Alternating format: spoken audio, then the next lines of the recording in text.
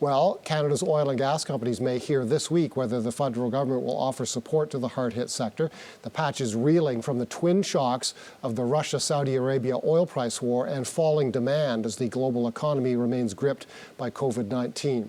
For a look at what that package could look like, we're joined now by Hal Kvisle. He's founding chair of the Business Council of Alberta and the former CEO of TransCanada. That company, of course, is now known as TC Energy. Hal, thank you very much for joining us today. What are you hearing on the potential for this package? What's the latest you've heard? Oh, we're hearing many things, but I think it's important to think about what might actually be helpful to the industry. There's two very different issues here. One is the impact on employment for thousands of workers out in the oil fields in Alberta, where the collapse in the oil prices really hit them hard and jobs are scarce right now. The other is, what do we do to help companies in the industry get their capital spending plans back on track? People have been hit hard by three different events. First, of course, is COVID and the coronavirus that is affecting all people all around the world. But secondly is the Russia-Saudi oil price war that has collapsed the price of oil and completely dried up cash flow in the oil and gas sector here in Western Canada. And then third is the regulatory chaos that exists in Canada, where companies simply don't know what it's going to take to get projects to move forward in the future. I think on the most immediate priority is really to address what can we do to get people back to work out in the oil fields in Alberta. And the first thing that I can think of and that has been put forward is some sort of federal assistance program, firstly to fund the cleanup of old abandoned wells that are no longer owned by anyone. We call these orphan wells that were left behind by former difficult times in the industry.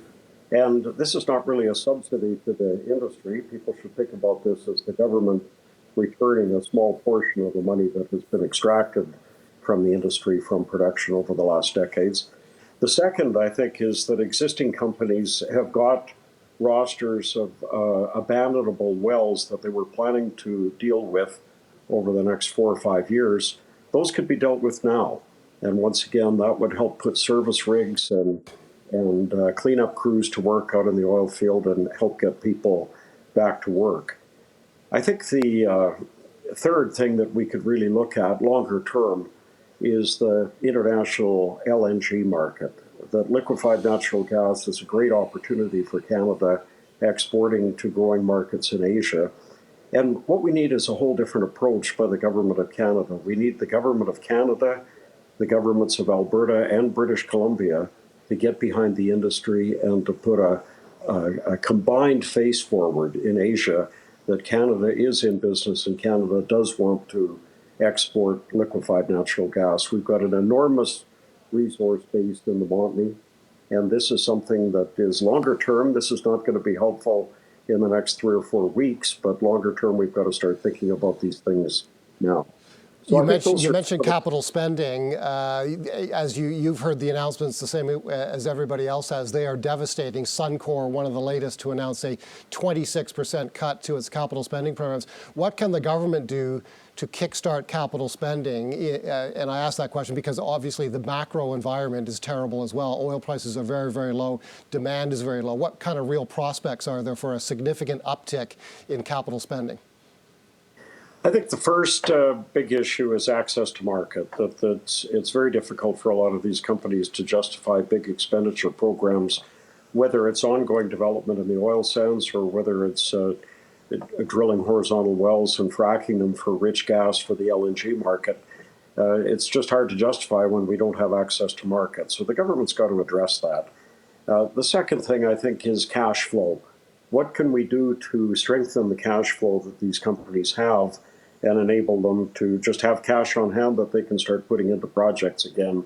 I think things like increases in carbon tax would be a mistake. I think the government of Alberta is looking at many different ways to get things going. One of the most interesting concepts I've heard in the last week or so is a combined federal provincial support program that would make loans available to the large oil and gas companies and the mid-sized ones as well, that would enable them to go ahead with some of these different programs this would be a debt facility that would be repaid. This is not a grant or a gift.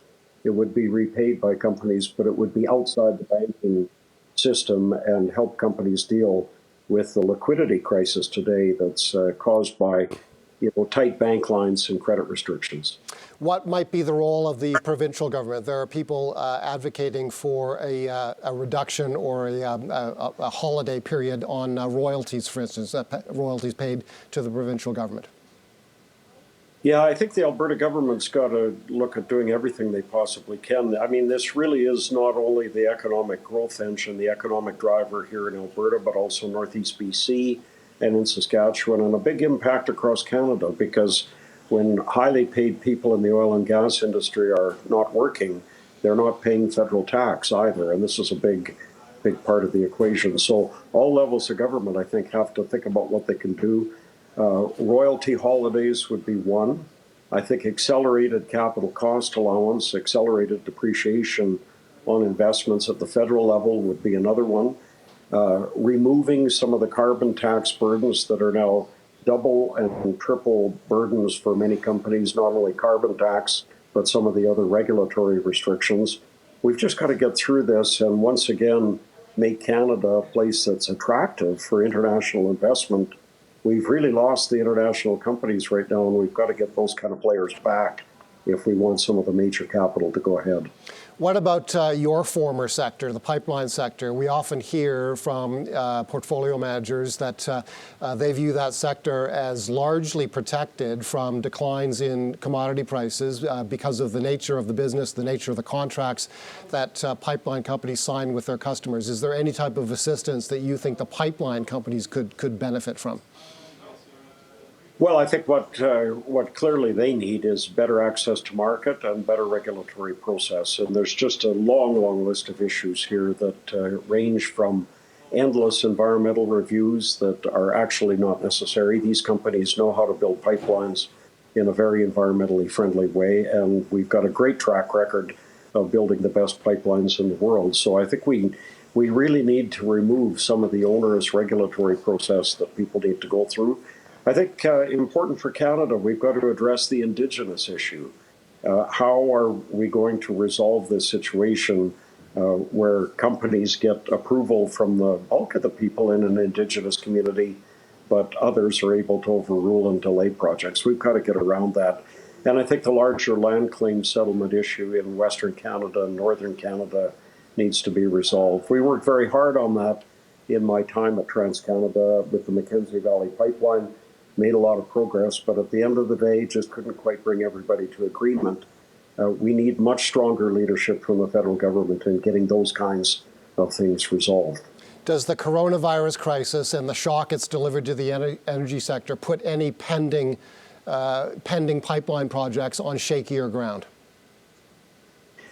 No, I don't think so. I mean, I'm no expert. I'm not a medical expert, but I think most experts would see that this is a passing thing, that 6 months from now, I believe we'll be largely through the coronavirus episode.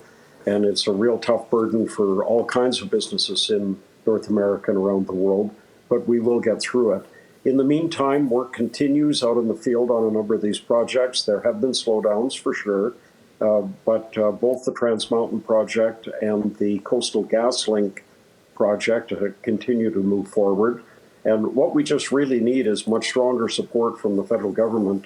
When the activists show up and put up blockades and hold protests, the government's got to take a much firmer hand in dealing with this. It's in the national interest, and we just can't afford to have this kind of chaos. There's a lot of talk in this country and around the developed world about how governments should put money in the hands or the bank accounts of affected workers. Any thoughts on that issue in terms of getting money to employers? For instance, some people have said the way to do it is not existing unemployment insurance programs, but perhaps by sending that money to companies and let those companies put it in the bank accounts of their employees, whether they be active or laid off. Yeah, there are a number of extreme measures like that, and at the Business Council of Alberta, we considered that, and we thought that in the extreme, when things get really tough, if that's the way this turns out in a month or two from now, the government may need to look at things like a model of guaranteed annual income that would put money into the hands of people directly so that the economy can continue to function.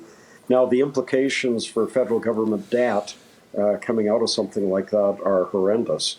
And we need to recognize that there's a balance here between what we do to support people in the near term and just how much debt the government takes on longer term. But if the coronavirus continues to restrict people's ability to go to work and restrict the ability of the economy to function, we've got to get that liquidity out there.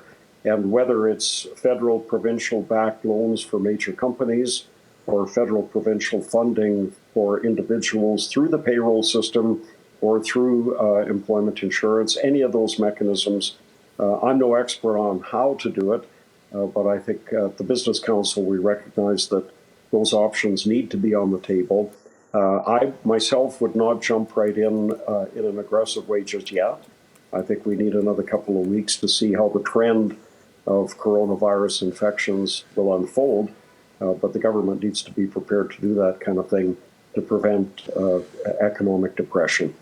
Hal Kvisle, thank you very much for your insight on a topic very much on the minds of the industry and people in your part of the country. Hal Kvisle is founding chair of the Business Council of Alberta and the former CEO of TransCanada Pipeline, and now called TC Energy.